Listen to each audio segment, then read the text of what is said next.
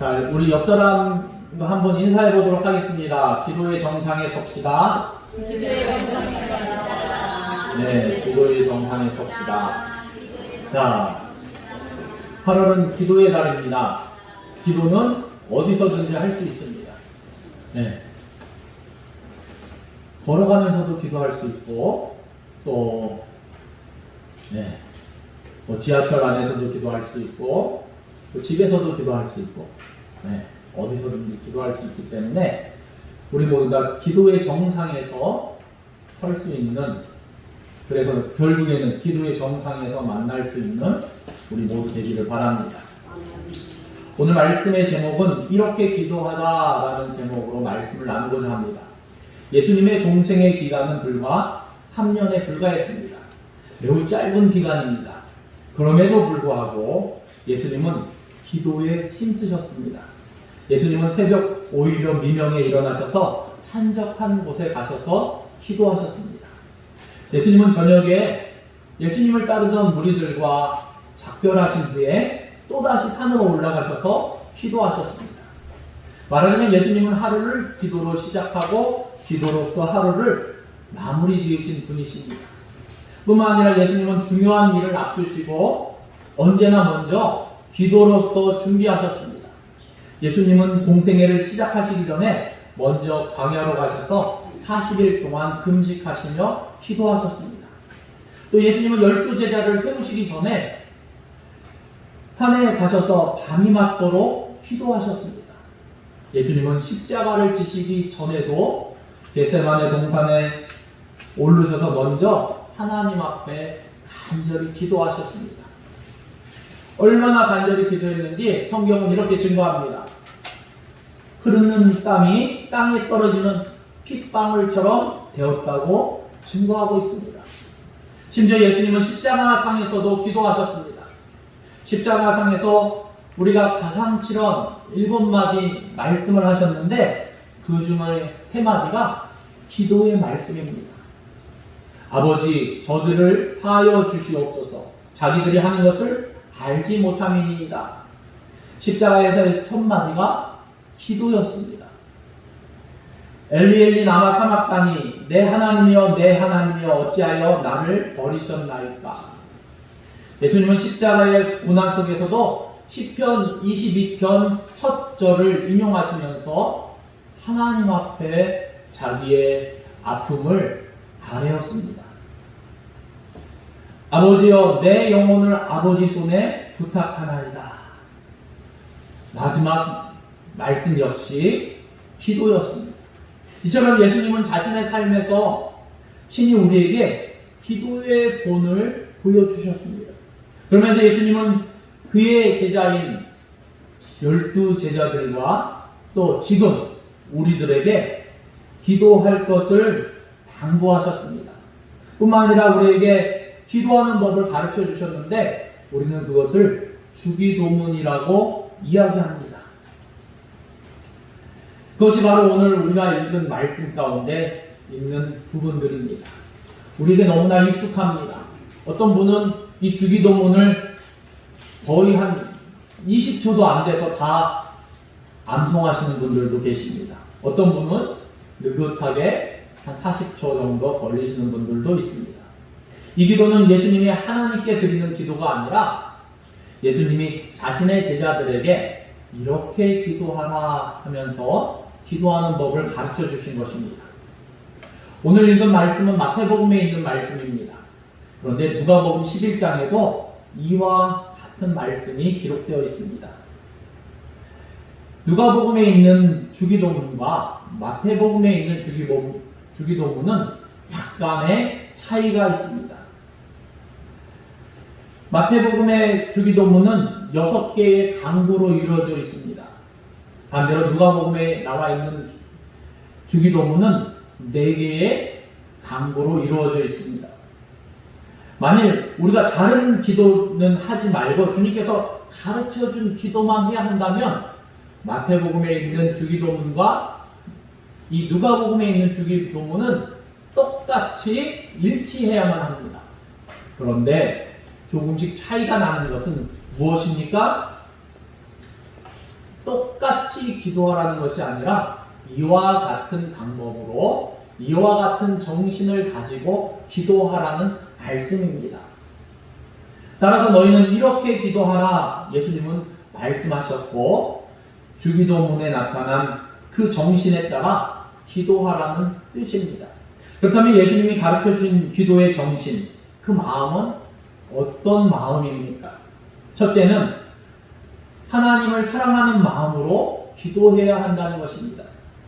하루는 어떤 율법사가 예수님께 이런 질문을 했습니다. 선생님이요, 율법 중에 어느 계명이 제일 큽니까?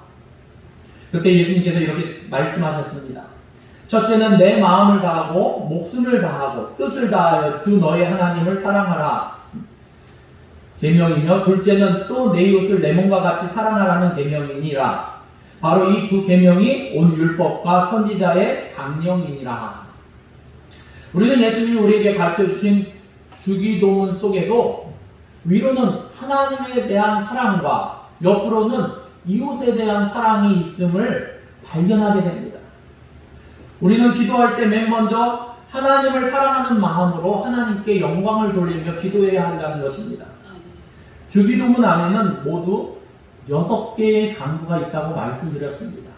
그 가운데 처음 나오는 3개의 강구가 하나님의 영광을 직접적으로 강구하는 기도로 되어져 있습니다. 예수님은 우리에게 먼저 하나님의 이름, 하나님의 나라, 하나님의 뜻을 위해서 기도하라고 말씀하셨습니다. 우리는 기도할 때 하나님을 사랑하는 마음으로 하나님의 이름을 송축하며 하나님의 나라를 확장시키며 하나님의 뜻이 든든히 세워져 갈 수 있도록 기도해야 할 것입니다. 그래야 하나님이 큰 영광 받으시기 때문입니다. 예수님 당시 서기관과 바리새인들이 기도할 때 잘못된 점이 바로 이것이었습니다. 그들은 하나님을 사랑하는 마음으로 오직 하나님께 영광을 돌리겠다는 목적으로 기도하지 않았다는 것입니다. 그들은 사람들에게 보이기 위해서 기도했습니다.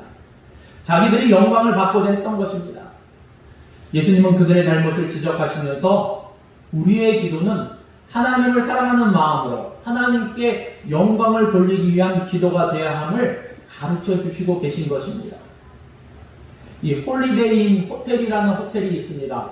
한 번쯤은 다 들어보셨을 것입니다.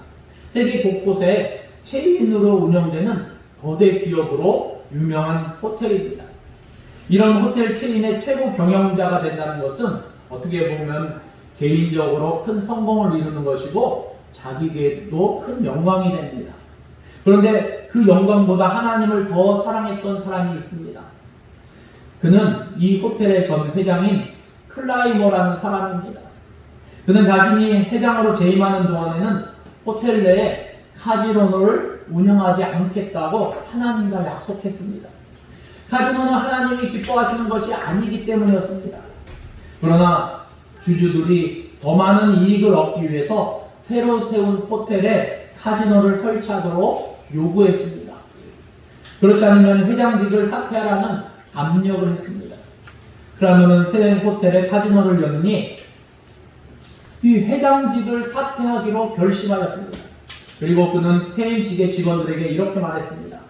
저는 호텔에 카지노를 두지 않기로 하나님과 약속을 했습니다. 제가 하나님과의 약속을 지키는 길은 회장직에서 물러나는 것뿐이라는 결론을 내렸습니다. 저는 지금 마음이 무척 평안합니다. 클라이머는 하나님을 위하여 자기의 이익을 아낌없이 포기했고 그런 그의 용기 있는 행동은 지금까지도 호텔 업계에서 회자되고 있다고 합니다. 하나님은 지금도 클라이머와 같은 사람을 찾고 계십니다. 그리고 하나님은 그 무엇보다도 소중히 여기시는 사람을 통해서 하나님의 능력을, 하나님의 위대한 역사를 이루시고자 하신다는 것입니다. 우리가 하나님을 사랑하는 마음으로 먼저 하나님의 영광을 위해서 강구한다면 하나님은 우리가 필요로 하는 모든 것들을 다 허락해 주실 것입니다. 사도 바울은 고린도전서 10장 31절에 이렇게 증거하고 있습니다. 그런즉 너희는 먹든지 마시든지 무엇을 하든지 다 하나님의 영광을 위하여 하라. 사랑하는 성도 여러분, 우리의 기도도 마찬가지입니다. 하나님을 사랑하는 마음으로 하나님의 영광을 먼저 구하는 그러한 기도를 드릴 수 있는 우리가 되기를 예수님의 이름으로 축원합니다. 두 번째로는 이웃을 사랑하는 마음으로 기도해야 한다는 것입니다. 우리는 우리의 모든 것을 다해서 하나님을 사랑해야만 합니다. 그리고 옆으로는 우리의 이웃을 내 몸과 같이 사랑하는 마음으로 사랑해야만 합니다. 우리가 잘 아는 대로 십계명에도 근본 정신이 있습니다. 두 가지 부분으로 나눕니다. 앞부분은 하나님에 대한 사랑이고 뒷부분은 이웃에 대한 사랑입니다. 우리의 기도도 같은 정신으로 드려져야 하는 것이 마땅합니다. 예수님은 우리에게 가르쳐 주신 주기도문에서 이웃에 대한 사랑이 듬뿍 담겨져 있음을 발견할 수 있습니다. 주기도문을 자세히 살펴보면 나 한 사람만을 위한 개인 기도가 아님을 알게 됩니다. 우리 모두를 위한 기도입니다. 우리 모두가 함께 더불어 드리는 기도가 주기도문임을 알게 되는데, 그래서 주기도문에는 나라는 말이 없습니다. 한 번도 쓰이지 않습니다. 모두가 우리라고 복수 대명사로 칭하고 있습니다. 하늘에 계신 무엇입니까? 우리 아버지. 오늘날 누구에게? 우리에게 일용할 양식을 주시옵고, 또 우리가 우리에게 죄지은 자를 사하여 준 것 같이 누구 죄를? 우리 죄를 사하여 주옵시고, 또 누구를 시험에 들게 하지 마옵시고 우리를. 예. 이렇게 주기도문에는 우리를 위한 기도입니다. 그 말은 무엇입니까? 우리는 이 공동체를 얘기합니다. 믿음 공동체. 우리를 위한 기도를 드리는 것입니다. 예수님께서 가르쳐 주신 기도가 바로 우리라는 말을 사용되고 있음을 우리는 다시 한번 생각해 보아야 할 것입니다. 따라서 우리는 기도할 때 나 개인만을 위한 기도를 드리지 말고 옆에 있는 지체를 위해서, 이웃을 사랑하는 마음으로 이웃을 생각하면서 기도해야 할 것입니다. 그 옛날 서기관과 바리새인들의 잘못이 바로 여기에 있습니다. 그들의 기도에는 이웃에 대한 배려가 전혀 없었습니다. 그들의 기도에는 이웃에 대한 사랑이 전혀 담겨있지 않았다는 것입니다. 그들은 그저 스스로 의롭게 여기면서 자기 자신을 드러내기에 급급했습니다. 그 단적인 예가 누가복음 18장에 나오는 예수님께서 예로 들은 어느 바리새인의 기도 내용입니다. 그는 성전에 올라가 따로 서서 자신을 뽐내면서 이렇게 기도했습니다. 하나님이여, 나는 다른 사람들 곧 토색, 불의, 간음을 하는 자들과 같지 아니하고 이 세리와도 같지 아니함을 감사하나이다. 나는 일일에 2번씩 금식하고 또 소득의 11조를 드리나이다. 바리새인은 기도 중에 자기를 높이기 위해서 어떻습니까? 세리를 비롯한 다른 사람들을 서슴없이 낮추어버렸습니다.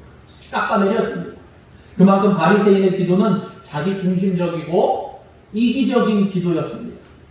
사랑하는 성도 여러분, 서기관과 바리새인들은 자기만을 아는 그러한 기도를 드렸습니다. 그러나 예수님의 제자인 우리들은 달라야 할 것입니다. 주님께서는 우리에게 이렇게 기도하라고 말씀하셨기 때문입니다. 우리는 기도할 때 우리 곁에 있는 이웃을 생각하면서 그들에 대한 사랑을 담아서 하나님께 간구해야 할 것입니다. 그래야 하나님은 우리의 기도를 기쁘시게 받으시기 때문입니다. 성경에 이렇게 보니까, 그렇다면 하나님이 기쁘시게 받으시는 기도는 어떤 기도일까? 가장 대표적인 기도가 이 기도였습니다. 주여, 내 하인이 중풍병으로 집에 누워 몹시 괴로워하나이다. 누구의 기도입니까? 누구의 기도입니까? 네, 백부장의 기도입니다. 내 하인. 그 당시 계급사회였기 때문에 이 백부장이라는 지위와 하인이라는 지위는 하늘과 땅의 차이입니다. 그냥 죽어도 뭐 죽었나 보다. 슬퍼할 여력도 없습니다. 그런데 옆에 있는 그 하인이 병들었게 주님 앞에 간구하는 백부장의 기도가 어떻게 보면 하나님이 가장 기뻐하시는 기도가 아닐까.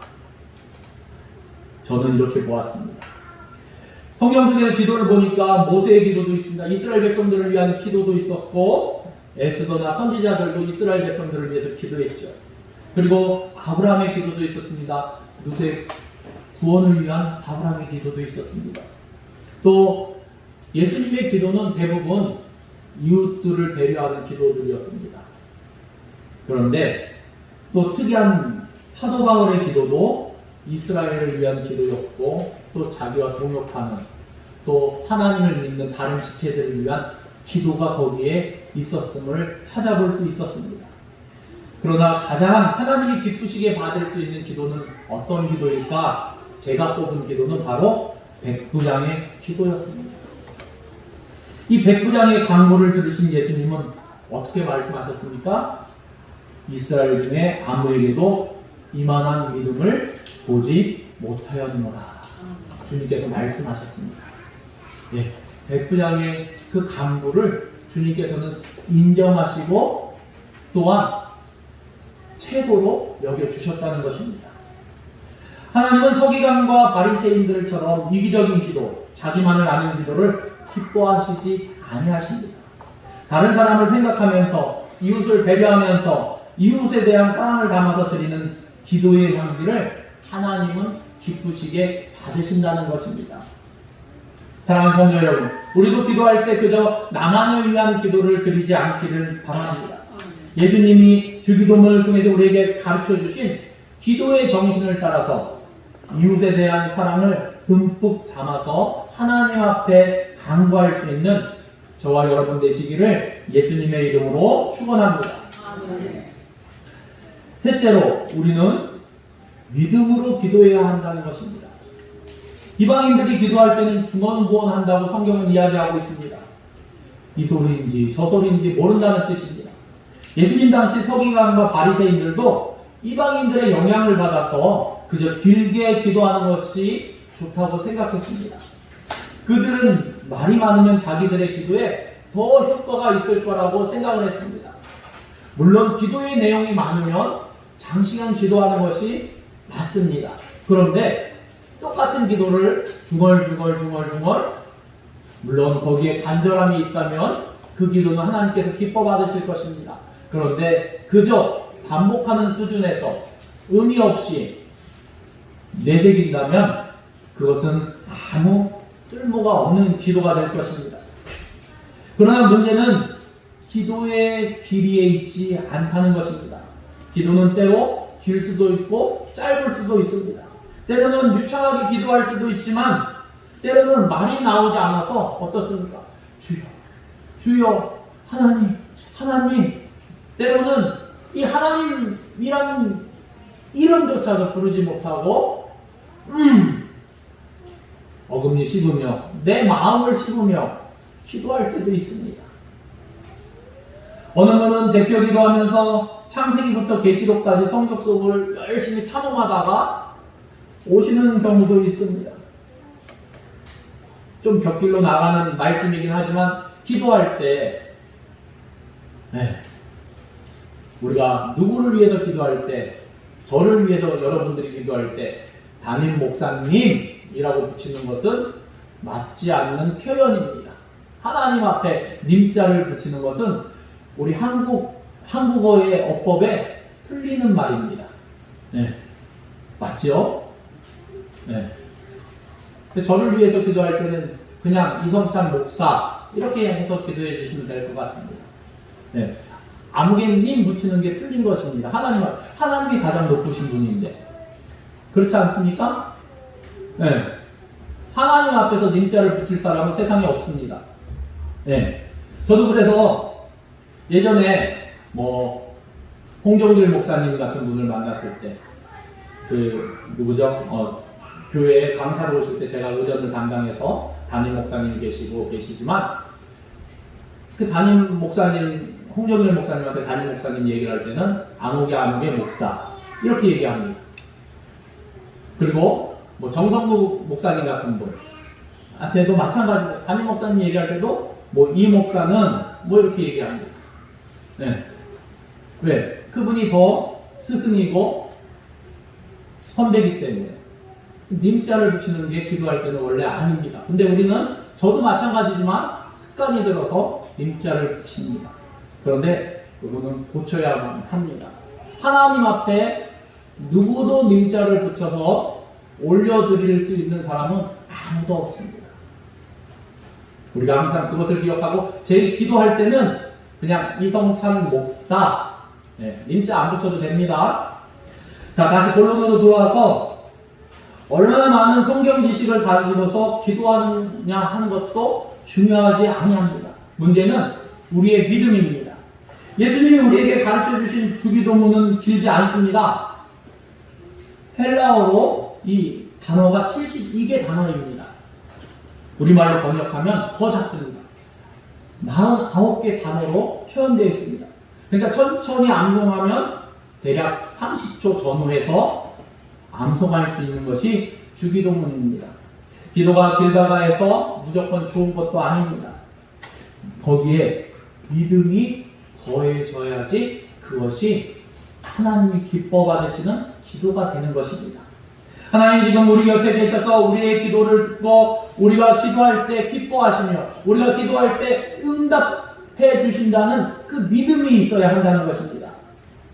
기도의 문제는 길이에 성경의 지식에 내용에 있지 않습니다. 거기 믿음이 필요한 것입니다. 믿음으로 기도해야만 합니다. 우리의 기도를 하나님이 듣고 응답하신다는 믿음을 가지고 기도해야 한다는 것입니다. 우리가 일용할 양식을 위해서 기도할 때 하나님은 우리에게 일용할 양식을 주실 것이라는 믿음이 있어야 하고 우리가 하나님의 인도하심을 바란다면 하나님이 나에게 눈동자같이 지켜주시고 나의 길을 인도해 주신다는 그 믿음을 가지고 기도해야 한다는 것입니다. 그래서 예수님은 마가복음 11장 24절에 이렇게 말씀하셨습니다.